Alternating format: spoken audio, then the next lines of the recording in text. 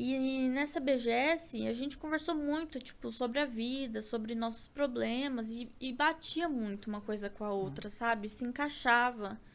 E aí, nas nossas conversas, antes da live dele, depois da live dele, que a gente conversava muito por telefone, ele falava assim pra mim: você se bloqueia de sentir alguma coisa por mim porque você tem medo do mundo lá fora, das pessoas, como elas vão te julgar, o que elas vão falar. Porque eu tinha 18, ele tinha Você 30 tava e... com 19, eu tava com 35 na É. época. Então, tipo, era muita diferença de idade. Sim. E eu fiquei pensando, eu falei, mano, o que meus amigos vão falar pra mim? Tipo, o que meus amigos já não gostavam dele. Então eles já falavam, meu, cai fora, esse gaulês não presta, tipo, o cara usa droga. Aí eu falava, mano, o meu irmão chegou a falar pra mim, esse cara tem cara de drogado, juro pra você. E tipo, eu falei, meu, o que a minha mãe vai pensar? O que meu pai vai pensar? O que meus amigos vão pensar, né?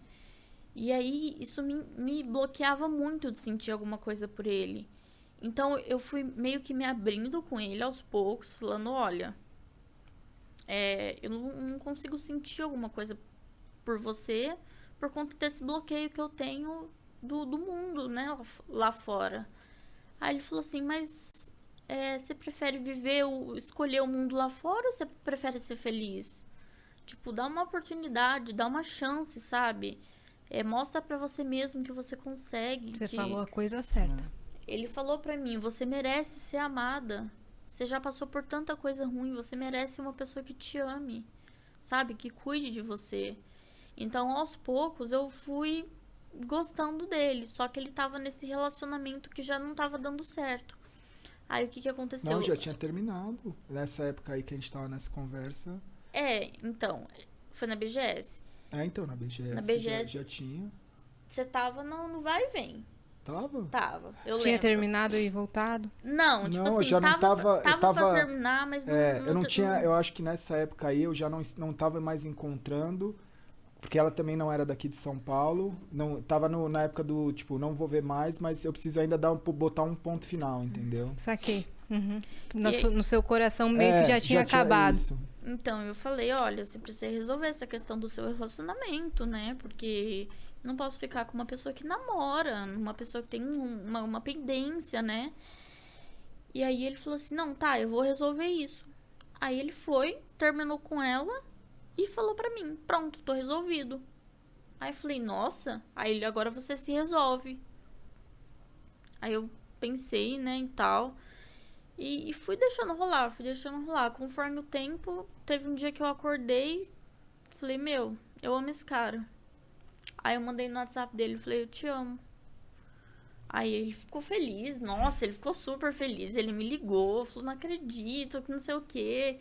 E aí a gente começou a se encontrar mais vezes. Eu ia pra casa dele todo final de semana, no meio da semana, o mês inteiro. E Quando viu, já era. quando vi, aí já não me importava mais com o que as pessoas pensavam, já não me importava mais com o que, sabe? Aí levei ele pra casa da minha mãe, porque meus pais são separados, né? O meu pai traiu minha mãe e eu fiquei morando com ele em Sumaré, mas por conta das minhas amizades, eu fazia curso de inglês lá também, então eu meio que fiquei presa lá e eu vivia com o meu pai, né? E era assim, aquilo não era vida, sabe? E ele mesmo falava pra mim, isso não é vida que você tem. Então, vamos procurar um apartamento, vamos morar junto, vamos, sabe, seguir adiante, seguir a vida. Você se sentia presa? Me sentia Não, muito... é um pouco mais forte, né? É um pouco mais forte, assim. Era um relacionamento meio que abusivo, né? Assim, entre pai e filho, era abusivo, né? Era muito abusivo. E quando era com a minha mãe, também era abusivo com a minha mãe. Por isso que ela pegou e foi embora. Ela foi pra casa do meu avô, que hoje é falecido, né? Tem uns 2 meses.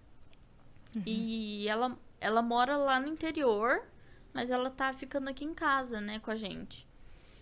E aí, parte que eu parei? Da parte que você morava, que tinha com os problemas. Morava com meu pai. Então, tipo assim, eu tinha que fazer o que meu pai queria, eu tinha que fazer tudo que ele mandava, senão o pau comia. Aí ele gritava comigo, falava, mas você tá morando na minha casa, você tem que fazer o que eu mando, sabe? E aí apanhava, e aí ficava sem computador, eu não podia jogar, porque eu comecei a jogar com 9 anos de idade, né? Eu comecei a jogar com meu irmão, eu tenho um irmão de 26 anos, e ele me ensinou a jogar, e aí desde pequenininho eu comecei a jogar e tal. E foi uma coisa também que me conectou a ele, foi os eventos de jogos, que a gente sempre ia e tal, e a gente se trombava. E, cara, era insano, né? Mas, assim, o que eu tinha ali com meu pai na casa não era vida.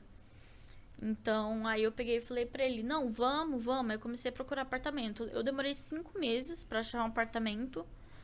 Aí eu falei pro meu pai, eu falei, olha, tô me mudando, vou pra Alphaville e você ficou com a casa, né?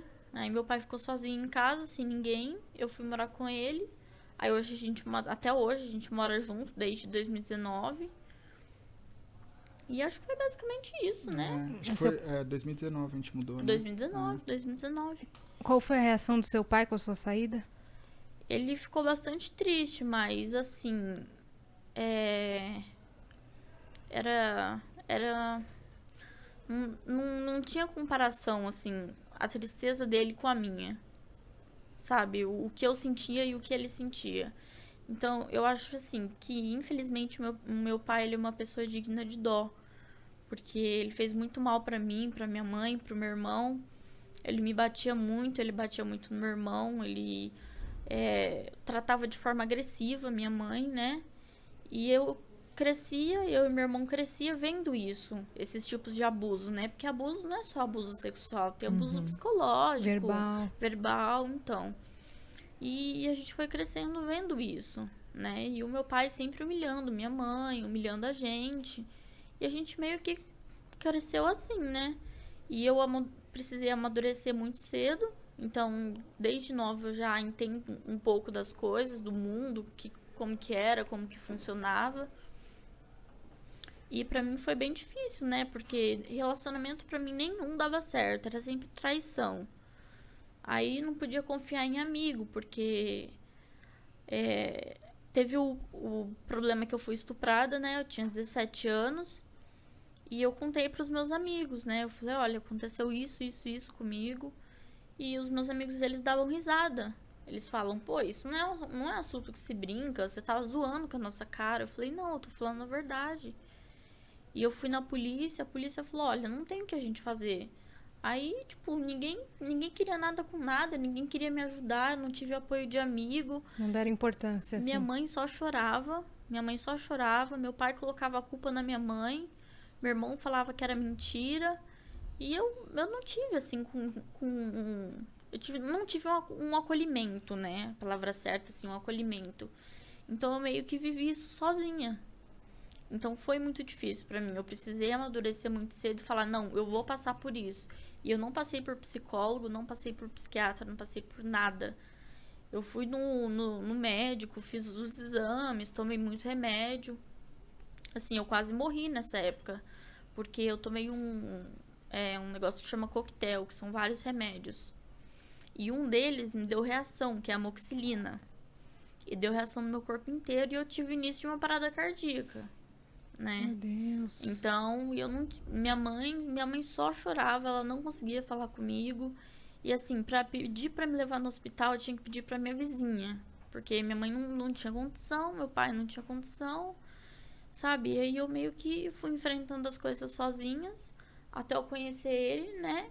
E a gente compartilhar dessas histórias junto, da gente se acolher, da gente se entender e saber lidar, sabe? Quando um tá com dor, quando o outro tá se sentindo mal, a gente sabe o que fazer, né? Porque a gente passou por isso junto.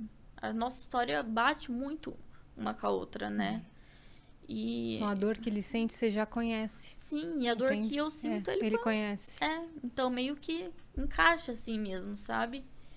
E assim, quando eu escolhi gostar dele, eu falei assim, olha, eu vou ficar com você. Quando ele comprou o anel, a gente não namorou, a gente noivou.